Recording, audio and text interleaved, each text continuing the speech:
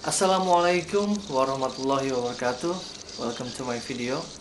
Di video kali ini gue akan membahas mengenai teori konspirasi virus corona yang dibuat oleh Rockefeller Foundation.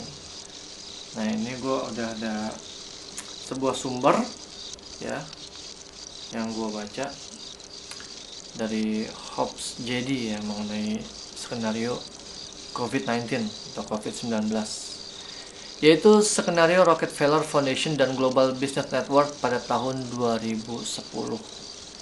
Jadi ini udah 10 tahun yang lalu dibuat.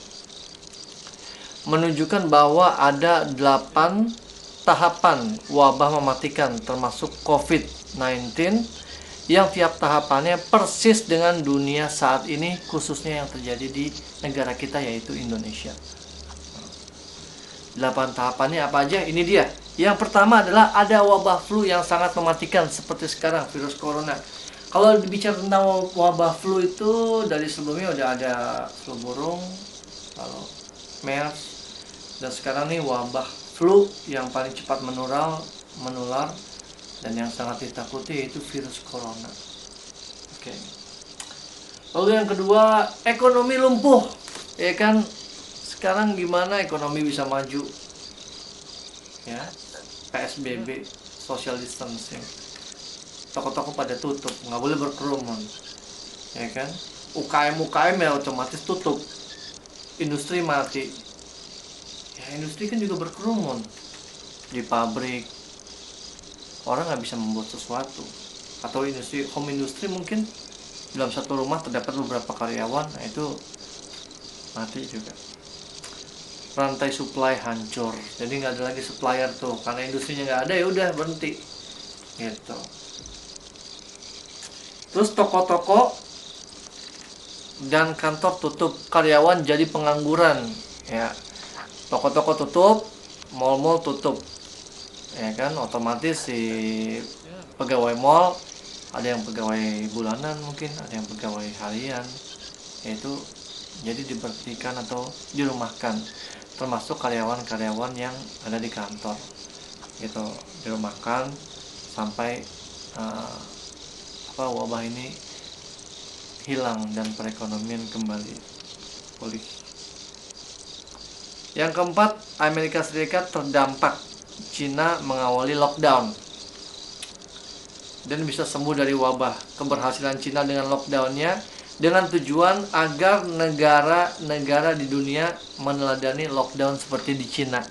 Nah, ini ditulis di pasal keempat ya, bahwa memang negara Cina ini jadi contoh ya, karena negara Cina pada masa virus COVID-19 ini menjadi negara pertama yang terkena, lalu negara yang melakukan lockdown dan sukses, dan akhirnya ditiru oleh negara-negara yang lain termasuk Amerika dan negara kita Indonesia.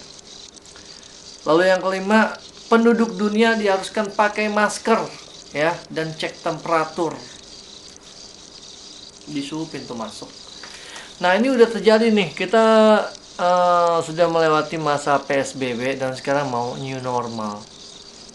Gila, gue gak pernah kebayang tuh yang namanya new normal. Kita hidup di dunia ya normal, tapi ada normal yang baru. Menurut gue tuh nggak new normal, itu beda dong gitu loh. Mana ada new normal ya, pasca masa setelah virus, tapi dibilangnya new normal. Parah. Ya kita harus pakai masker ya, kalau nggak pakai masker bisa dituntut. Nah, termasuk kendaraan bermotor juga wajib pakai masker, dan itu merupakan sebuah keharusan. Dan ini ditulis dalam skenario Rockefeller Foundation.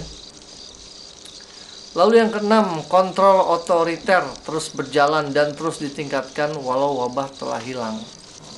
Jadi nanti akan terus dikontrol gitu, di otoriter pihak yang berkuasa, mungkin negara, pemerintahan gitu, ataupun instansi-instansi atau organisasi dunia yang mengkontrol ya, agar ini terus berjalan nih kayak gini, pakai masker, cek temperatur segala macam. Dan nomor 7, rakyat dunia seperti tawanan di penjara dan lama-lama bakal pasrah dan akan menyerah. Lah ini kayak gue sekarang, gue gak ada kerjaan, ya kan, mau keluar PSBB toko-toko pada tutup, ya kan, dan harus pakai masker, mau masuk, mau cek temperatur segala macam, mall juga udah banyak yang tutup sekarang. Jadi kita kayak tawanan rumah gitu, nggak bisa kerja, keluar juga nggak boleh, berkumpul nggak boleh, ya otomatis seperti tawanan. Lalu nomor 8, ini yang terakhir ya, ini yang terakhir dari skenario Rockefeller Foundation dan Global Business Network di tahun 2010, yaitu rakyat dunia akhirnya sukarela minta dipasang biometrik ID atau chip di dalam tubuh mereka untuk mengakhiri derita mereka. Nah, ini yang dimaksud dengan One World atau New World Order, satu perintah. Nah, kalau kita ngelihat di uang $1 itu ada kayak mata satu, nah itu Dajjal, itu ada tulisan apa kayak Romawi gitu di bawah uangnya, itu merupakan One World atau tatanan dunia baru. Nah, ini yang paling menakutkan ya. Jadi katanya sih kalau yang dari nomor 1 sampai nomor 5 ini udah berjalan, ya kan. Dari yang kita ada wabah flu, yaitu corona, lalu ekonomi lumpuh ya, sekarang nih kan toko-toko tutup, kantor-kantor tutup, banyak pengangguran dipecatin gitu loh. Lalu Amerika Serikat terdampak, Cina mengawali lockdown pertama, itu terbukti negara Cina yang kena duluan. Lalu penduduk dunia harus pakai masker dan cek temperatur suhu saat masuk ke dalam mall atau kantor, itu udah terjadi sekarang. Jadi nomor 1 sampai nomor 5 udah terjadi. Yang belum terjadi nomor 6, yaitu kontrol otoriter terus berjalan dan terus ditingkatkan walau wabah telah hilang. Nah, ini belum. Lalu rakyat dunia seperti tawanan di penjara, lama-lama bakal pasrah dan menyerah. Kita memang udah hampir seperti tawanan, tapi belum pasrah dan juga belum menyerah gitu. Kayak alhamdulillah pemerintah Indonesia juga memberikan bantuan ya, berupa sandang, pangan, dan papan, ya makanan lah, itu sembako gitu buat kita yang mungkin membutuhkan. Jadi alhamdulillah, kalau istilahnya kalau untuk sekedar makan sih alhamdulillah kita masih bisa mendapatkan bantuan. Jadi ini belum terjadi juga nih ya, sampai kita bakal pasrah dan menyerah belum, alhamdulillah. Lalu nomor 8, rakyat dunia, ini yang paling ngeri nih, akhirnya sukarela minta dipasang biometrik ID atau chips ya, yang dipasang di dalam tubuh. Nah, ini chips ini yang dipasang ini akan menjadi identitas kita dan juga menjadi alat pembayaran. Nah, itu yang paling ngeri gitu loh. Karena gua sih pernah dengar waktu gua ini SD loh, udah lama banget itu SD, gua udah puluhan tahun yang lalu ya gitu. Itu gue dengar dari teman gue yang beragama Nasrani, kalau mereka percaya kiamat itu ketika manusia sudah dipasang sebuah chips. Tapi kalau yang menarik, yang menurut gue adalah One World Order itu satu perintah dunia, itu satu tatanan dunia baru adalah mereka ingin menguasai dunia gitu.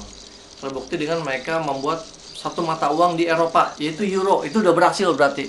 Berarti yang belum berhasil adalah bagaimana caranya, kalau memang sebuah teori konspirasi ini benar, mereka harus berhasil membuat satu mata uang dunia. Dan satu-satunya cara yaitu dengan membuat chips. Nah, kalau kita dipasang chip di tubuh, udah kita pembayaran semua lewat sini dan kursnya udah satu gitu. Nah, itu yang paling ngeri. Jadi kita masih bisa membatalkan ya, kalau memang skenario ini benar, nomor 6, nomor 7, dan nomor 8 tadi gitu. Dan ya itu ada sebuah teori konspirasi juga bahwa chips yang akan dipasang ini jaringannya harus 5G, dan itu sebuah program dari Bill Gates. Nah, makanya ada di beberapa negara yang memang di demo ya untuk pembangunan program 5G ini, karena ditakuti oleh masyarakat dan rakyat setempat di situ bahwa ini merupakan program dari Bill Gates bekerjasama dengan elit global untuk memasang chips gitu.